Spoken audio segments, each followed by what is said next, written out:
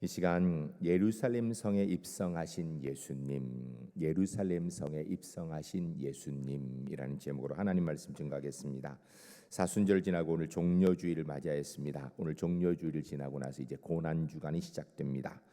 부활절 한 주일 일주일을 우리가 보통 고난주간으로 지내는데 이때에는 주님의 고난의 은혜들을 더 깊이 묵상하는 시간입니다.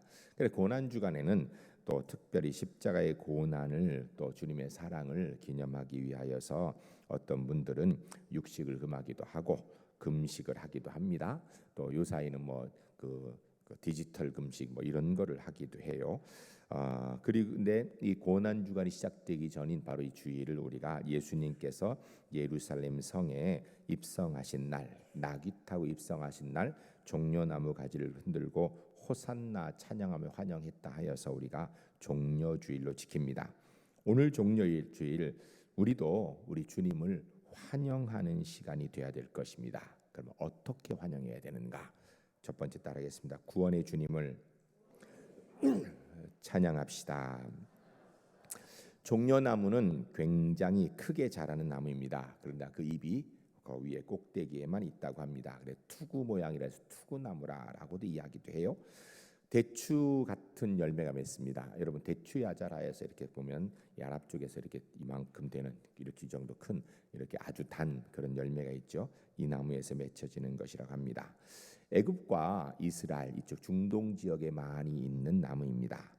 이 나무는 그런데 신성한 나무, 평화를 상징하는 나무라는 이런 별칭들을 가지고 있습니다. 제자와 군중들이 나귀 새끼를 예수님께 끌어와서 겉옷을 그 위에 덮고 그리고 겉옷을 또 길에 깔기도 하고 나뭇가지를 펴서 깔면서 환영하고 있는 모습이 오늘 본문에 기록되어 있습니다.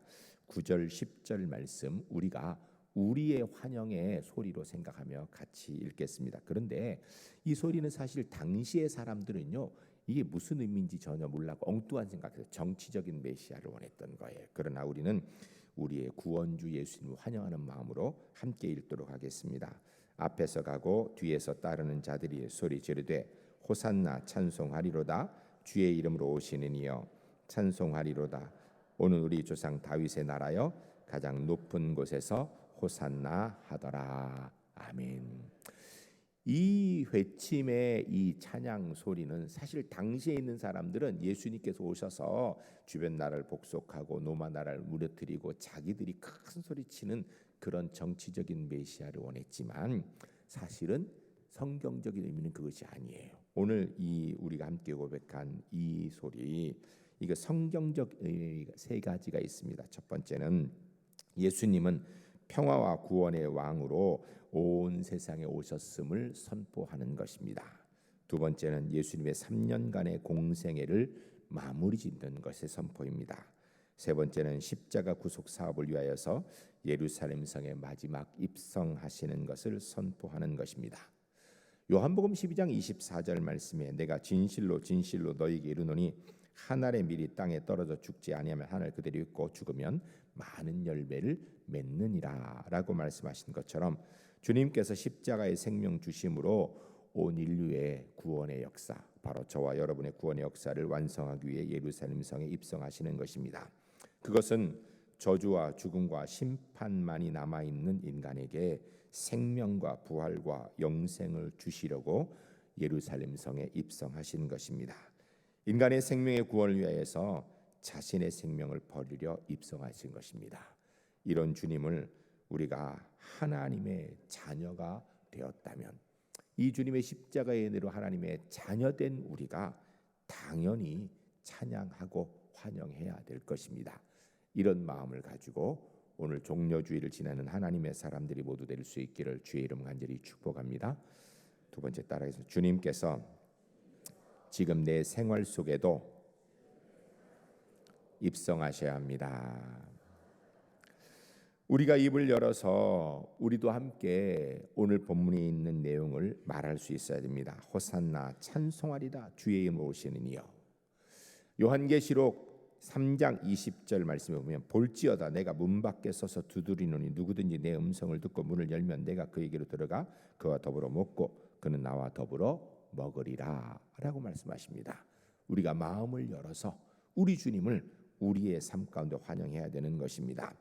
예수님께서는 지금도 우리의 삶에 입성하고 계시고요, 또 입성하기를 원하십니다. 마태복음 28장 20절 말씀에 이르기를 내가 너희에게 분부한 모든 것을 가르쳐 지키게 하라. 볼지어다 내가 세상 끝날까지 너희와 항상 함께 있으리라 하시니라.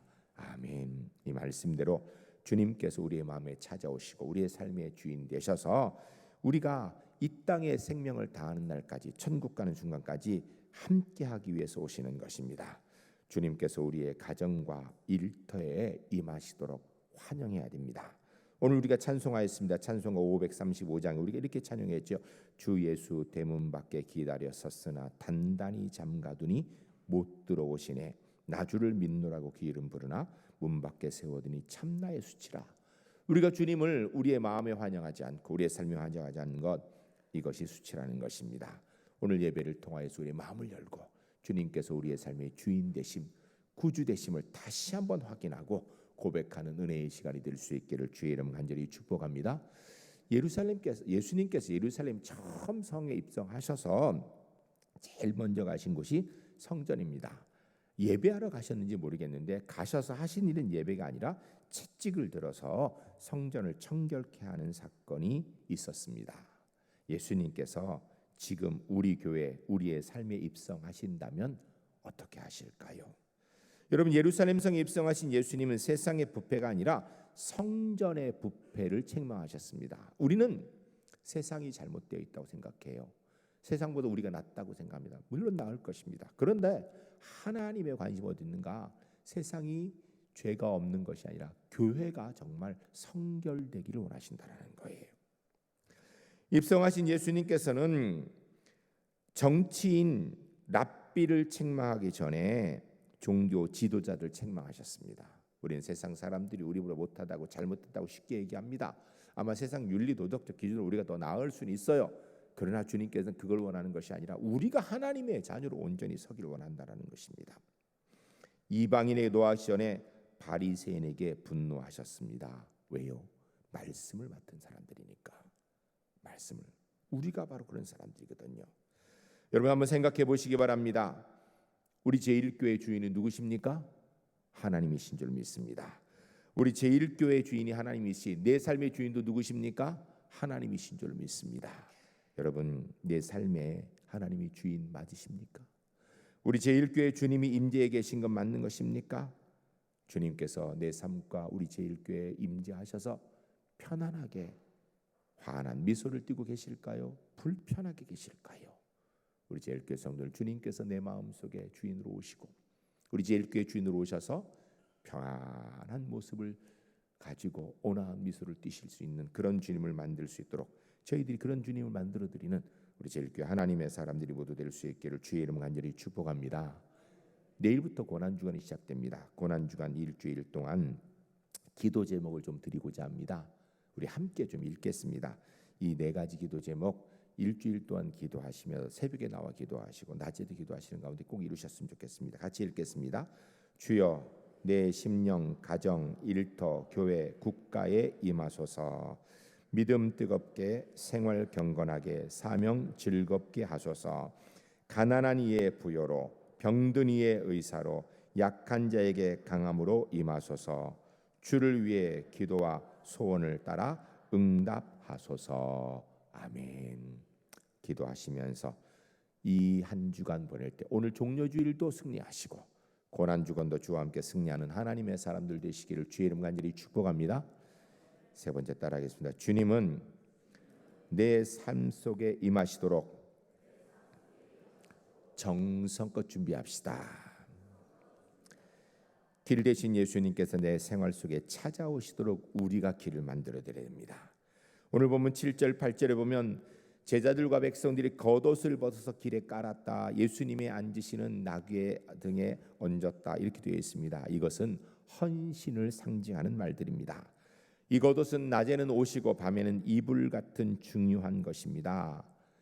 마가복음 10장에 바디메오라는 소경인데 주님이 부르시니까 그 겉옷을 팽겨치고 주님께 달려왔다라고 얘기합니다. 이것은 주님이 가장 중요함을 상징하는 표현들이죠. 여러분, 우리 주님을 위하여서 나는 무엇을 해드릴 수 있을까 고민하며 이 고난주간 보내시는 은혜가 있으시길 바랍니다. 8절에 보면 평화의 상징인 종려나무 가지를 길에다 펴고 깔고 그리고 흔들었다라고 이야기합니다. 이것은 승리의 상징 개성장군의 입성을 이야기하는 것입니다.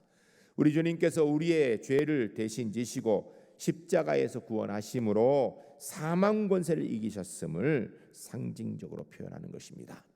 주님의 이 승리에 우리도 함께 그 자리에 있을 줄 알고 주님을 환영하는 시간 되시기 바랍니다. 9절 말씀에 앞에서 가고 뒤에서 따르며 소리질 이르되 호산나 찬송하리로다 주의 이름으로 오시는 이여 라고 찬송했습니다. 찬양받으실 분이 하나님이시라는 것을 말씀하는 겁니다. 우리가 온 마음을 열어 주님을 그렇게 찬양해야 될 것입니다. 하나님의 사람이 해야 될 마땅한 찬양입니다. 여러분 오늘 종려주일도 이런 마음을 지내시고 내일부터 있을 고난주간 기도하며 성경 읽고 금식하고 부활절 헌금도 준비하고 그리고 이 구원의 소식을 증거하며 그렇게 보내시기 바랍니다.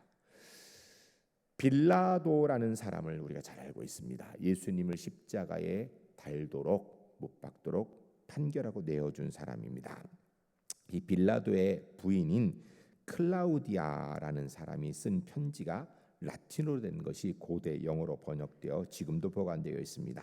제목이 이렇게 되어 있어요. 나는 예수를 정죄한 자의 아내라라는 제목을 가지고 있습니다.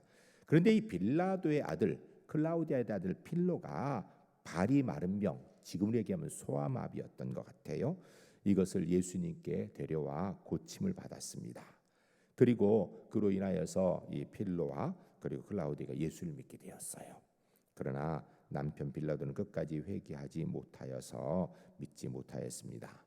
이 사건, 이 편지가 얘기해 주는 것은 누구든지 그 전에 어떻게 살았든 어떤 위치에 있든 예수 그리스도 앞에 나와 회개하고 주님 믿으면 구원의 은혜, 하나님의 은총의 은혜 누리게 된다라는 것입니다.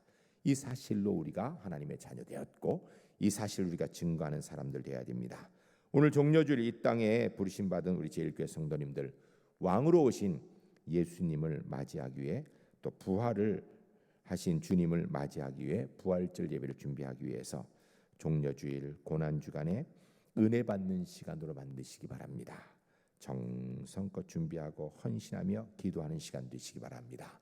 특별히 내일부터 시작하는 고난주간 새벽 기도에 꼭 참석하셔서 함께 하나님의 은혜 역사 감사하며 지내는 우리 제일교회 하나님의 사람들이 주 안에 모두 될 수 있기를 주의 이름 간절히 축복합니다.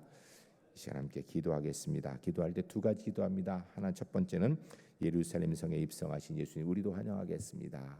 그리고 두 번째는 오늘 성만찬 예식에 주님 저희가 혹시 회개하지 못한 일이 있다면 지금 회개하시고 혹시 용서하지 못한 사람이 있다면 이 시간 용서함으로 주의 만찬에 은혜롭게 참여하는 시간 되시기 바랍니다. 함께 기도하겠습니다.